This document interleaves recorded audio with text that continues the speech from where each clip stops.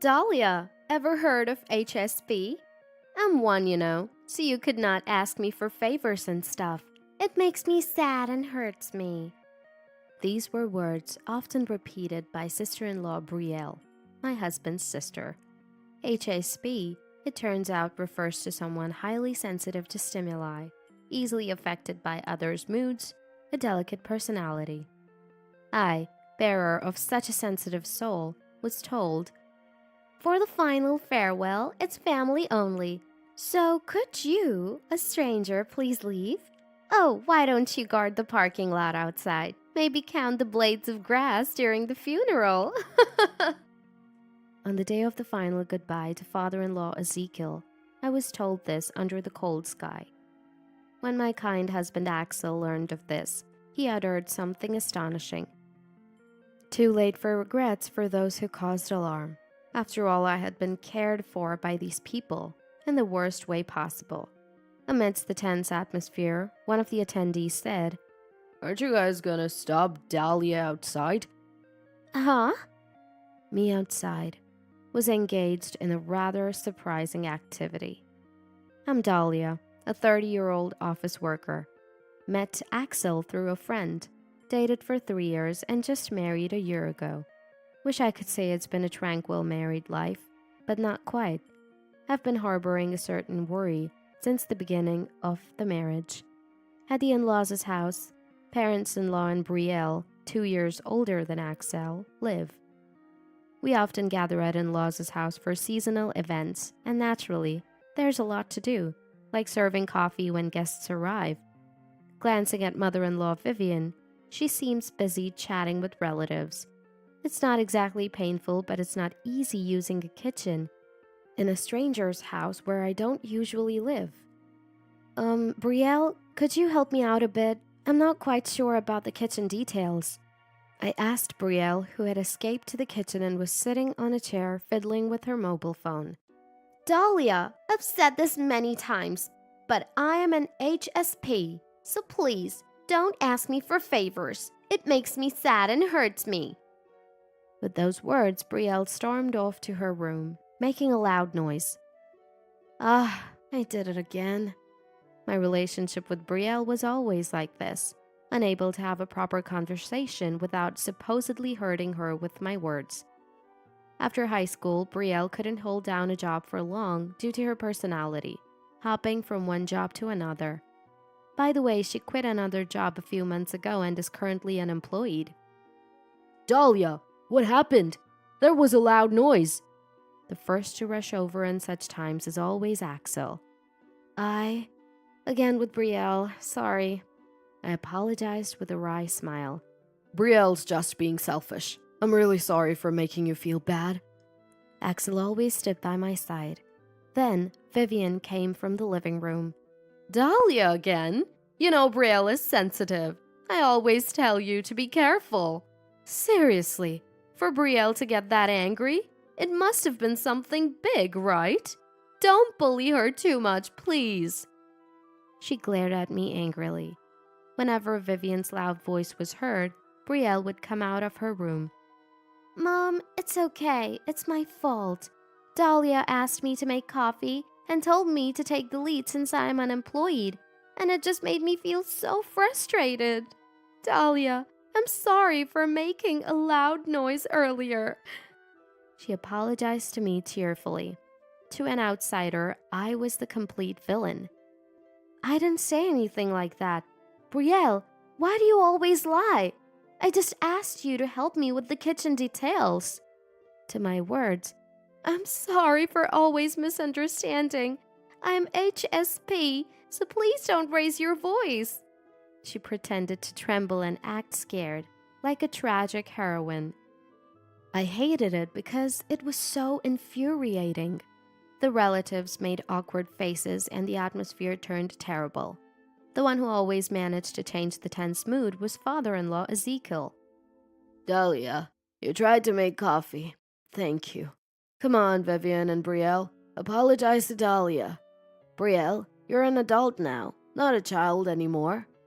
He was the one to firmly reprimand Brielle, his own daughter. Because of that, from the relatives, That's right, Brielle. You're an adult now. Maybe it's time to look for a partner or start job hunting. You can't rely on your parents forever. Learn a bit from your brother Axel. Hearing this, Brielle's face turned red. So, visits to the in-laws' house always left me exhausted. Sitting on the sofa at home, I let out a big sigh, unaware.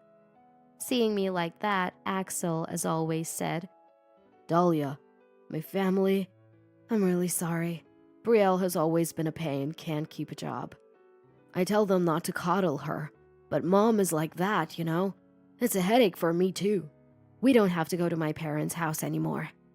Axel offered, but being a newlywed, if I'm the only one not going, Axel might be criticized. Hesitating to accept his suggestion, I thought about it. After all, those gatherings were only once a month, if at all, and I just needed to endure for a few hours. Besides, I thought I understood a bit about this HSP character trait Brielle talked about. I have a best friend named Maya. We were high school classmates and moved from Dallas to Boston together. Of course, I asked her to give a speech at my wedding. Maya, too, has a fiancé she's been with for a long time, about to get married. He's serious, responsible, and kind. We're both busy with work and haven't seen each other recently, but she's my precious friend. I didn't know much about HSP until Brielle mentioned it, but the more I looked into it, it's just like Maya, I thought. I wasn't sure if I could act as Brielle wanted, but I tried to understand her personality. Amid these days, my husband and I were called to the in-laws' house. Ezekiel wasn't there, only Vivian and Brielle. Vivian opened her mouth and blurted out something unbelievable to me. Dahlia, can you stop it already? Filled with question marks, I replied. And what is that? Vivian, face red with anger, said. Don't play dumb, Dahlia. You've been sending harassing messages to Brielle almost daily. She's scared. Poor thing. What? I was baffled, having no clue about such accusations. Then Axel intervened. So where's the proof? If you're going that far, show us those messages, Brielle. With Axel's words, Brielle shivered a little. I was too scared and deleted them, but I'm not lying. Thinking that there are people like Dahlia in the world makes me too scared to even think about getting a job. I was infuriated by her weak, crying figure despite being an adult. Brielle had a hard time at work and quit her previous job, right? She started feeling better recently, so I suggested she start looking for a job again. Then she cried and said all that yesterday. I felt so sorry for her. No way. That's just too far-fetched. And Vivian believing that? They're both ridiculous. Disgusted, I looked at the two of them. So that's all you called us for? Consider our position being dragged into such a stupid conversation? Brielle, what's with you always using HSP as an excuse? You've been to a hospital or something for it, right? Axel glared at Brielle. Huh?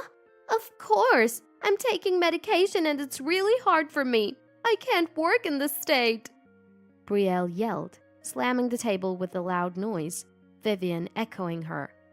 Yes, Axel, you're being deceived by Dahlia. Brielle is suffering so much. Why aren't you on her side? You're crazy. Axel looked at them as if they were filth. What are you talking about? You two are the ones who are crazy. Then Axel retorted, Brielle, please stop using me as an excuse for not wanting to work. It's extremely unpleasant. Brielle's face turned red at my words. For the next few months, for the first time, I experienced what seemed like a peaceful married life. I learned how important it is to distance oneself from the source of the stress. It was a cold early morning when it happened unexpectedly. At 4 a.m., Axel's mobile phone rang, rubbing his sleepy eyes. Ugh, it's Mom. Obviously, I can ignore it, right? As Axel was about to go back to sleep, I said, Calling this early in the morning is a bit strange, don't you think? Maybe something's happened. Reluctantly answering the call he heard.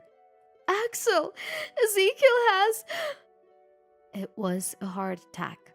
By the time we rushed to the hospital, Ezekiel was already gone. Vivian, seeing me, Why did Dahlia come too? Go away! she threw her bag at me. Brielle was also there. It's all Dahlia's fault. All of it. Non-family members leave. I said to their irrational words, Enough! Can't you be quiet at a time like this? It's so unfair to Ezekiel. And don't worry, I don't consider you family either. Axel apologized to me, but there was so much to do. Ignoring the unreliable two, we busied ourselves with death notices, funeral and church arrangements. Ezekiel's sister, auntie-in-law Lucy, who lived far away. He worked so hard. Rest well, Ezekiel. So, what will you do, Axel? Axel looking straight ahead. My mind's been made up for a long time. Lucy simply nodded in understanding. We decided to have a funeral with only close family. On the day of the funeral, I never expected to be treated like that. While I was bustling around, Dahlia, can you come here? Vivian and Brielle called me over. What is it? I asked. They had a request. We asked Axel, but he refused. Can you ask him for us? I was shocked when I heard what they wanted. Now that Ezekiel's gone, you both work, right? Could you help us out financially? Maybe $1,500 a month would be good. We're family after all, right? They were completely ridiculous. I couldn't help but laugh, holding my stomach. Family? Huh? Please don't make me laugh. Weren't you the ones who said non-family members should leave? Always calling us outsiders and now saying we're family when you're in trouble? Isn't that too self-centered? I refuse, of course. You're both young. Please work. Laughing derisively at me, Brielle, using her large frame, forcefully pushed my shoulder and said, Fine, then we want a family-only farewell. So could you, an outsider, please leave? Go guard the parking lot outside. And while you're at it, count the blades of grass during the funeral. Pulling my arm and laughing as it was amusing, she kicked me out of the funeral home without even giving me a coat in the cold season. Brielle, doesn't it hurt your heart to do such a petty thing? Don't you realize that your whims hurt people? My words seemed to have no effect. What? Preaching to me, a younger person? Heart hurting? I've never felt that. Rather, I get irritated watching people who don't do as I want. Dahlia, your happy work-life boasting is annoying. As she glared at me, I replied, I see. Well, that's enough. I wish you both the best in difficult times ahead. Smiling kindly, I walked towards the parking lot. I heard their crude laughter behind me, but it didn't bother me anymore. About 20 minutes later, a pale-faced Vivian and Brielle, along with an enraged Axel, showed up in the parking lot where I was. Dahlia, what are you doing? Are you crazy? Their faces, losing their minds, were comically absurd, and I couldn't help but laugh. What am I doing? Just doing as I was told, guarding the parking lot and counting grass blades. I'm at 350 now. Behind me. As I'm an outsider, I'm not allowed in the funeral home. I've been told by Vivian and Brielle to guard the parking lot and count the blades of grass. I had written these words on a cardboard box and placed it nearby. Why are you out here in the cold doing this? The relatives asked worriedly, but I silently pointed at the cardboard box. Axel brought me my coat. I couldn't believe you were actually doing this. This is the last time. I'm really sorry for all the trouble I've caused. To the tearful Axel. It's okay, I said. Axel always stood by me. When I returned to the funeral home, several relatives rushed over. Don't worry about this and go to your mother's side with peace of mind. Why would I? I looked puzzled, and Axel quickly nodded behind me. I later learned that when Axel noticed I was missing, Where's Dahlia? he asked Vivian and the others, who replied with a nasty laugh. Dahlia said she's an outsider and wouldn't attend the funeral, so she went outside. She's guarding the parking lot since she has nothing better to do. She's terrible, right? Maybe you should break up with her. Then you can come back home, Axel, and give Mom some peace. Who would believe such a lie? Axel, outraged, declared. Comfort you? Are you kidding me? I've said it before, my family is Dahlia and Dahlia alone. I don't want anything to do with people who only hurt her. I'm cutting ties with you. At the mention of cutting ties, Vivian was agitated. Cutting ties? Such unfilial behavior. At least support us financially. You expect us to live in that house, just the two of us? Show some filial piety. In response to Vivian's furious words, Why do you even think you can continue living in that house? It's too presumptuous. It's embarrassing, right, Lucy? Lucy nodded to Axel's comment. The in-laws' house was originally built by step-grandparents. When the step-grandparents passed away, the property and the house were inherited by Lucy after a discussion among siblings. Vivian, you didn't help Dad and Mom when they were in trouble, did you? Instead, you drove them out of their own home. I've always apologized on behalf of Ezekiel, and I inherited the house. There's no plan for me to return. Brielle, you too. You've always bullied my daughter every time you saw her. She's so afraid of you that she didn't even come today. Lucy glared at the two. Dad was planning to divorce Mom and leave the house. You didn't know that, did you? He consulted me many times, saying he was scared of you two and didn't know what to do. Lucy and I were preparing to sell the house. Axel spoke calmly. Divorce? Selling the house? Axel, what are you talking about? The fear of possibly losing their home seemed to instantly drain the color from their faces. Brielle, you need to straighten out your childlike behavior, or you're going to face serious consequences soon. Axel's advice was unheeded. Shut up! I'm not wrong. Selling the house, what are you thinking? That's it. I'll move into your place. Take care of me and Mom.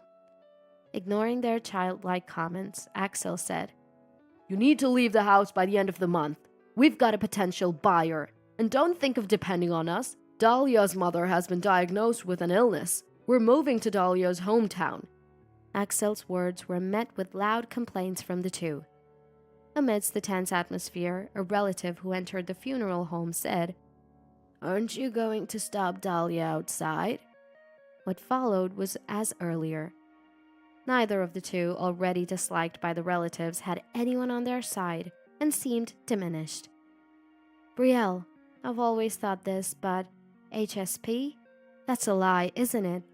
Brielle glared at me. No, I'm taking medication and... Then what's the name of the medication? Which hospital? I pressed her. That is, Brielle fell silent. HSP is an innate personality trait, and there's no medication for it. My best friend is like that. She's been suffering in silence, pushing herself too hard. She's serious and tends to bear it all alone. But you're different. You're not HSP. You're just running away from unpleasant things, ignoring others' feelings, and throwing tantrums like a child whenever something doesn't go your way. What you did to Maya, I will never forgive you for that.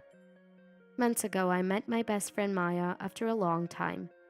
She was even thinner than her already slender frame and told me she was visiting a psychiatrist now. The cause was stress at work.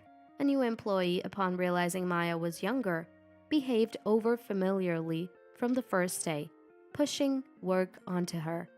It's faster when someone experienced does it, right? Thanks a bunch. Maya ended up with constant overtime. Eventually, this document is due tomorrow, right? It needs to be submitted today. This and this are incorrect. The new employee slammed the desk and announced, "I'm going home, and I quit today. I can't work in a place where seniors bully newcomers." She left all her work and really went home. Maya, feeling responsible, soon took a leave from the company. Her engagement ended due to misunderstandings with her fiancé. "Was it my fault? I was scared and didn't know what to say." I comforted Maya as she cried silently. Just hearing her story made me despise that person. Just hearing about it makes me hate that person. Why not sue? It's unfair that only we suffer. Do you have any evidence? Maya had recorded their conversations to review them later, suspecting her own communication might have been faulty. I was infuriated by the arrogant attitude, but more than that. Wait, this person? Their name, is it Brielle? I felt dizzy when I found out that the unreasonable person was Brielle. Upon learning this, "I can't sue someone from Dahlia's family," Maya said. "Don't worry, we're practically strangers now. I'll fight with you." My cheerful laughter brought a slight smile to Maya's face. "So, expect a letter from a lawyer about the compensation claim soon. Make sure you pay up."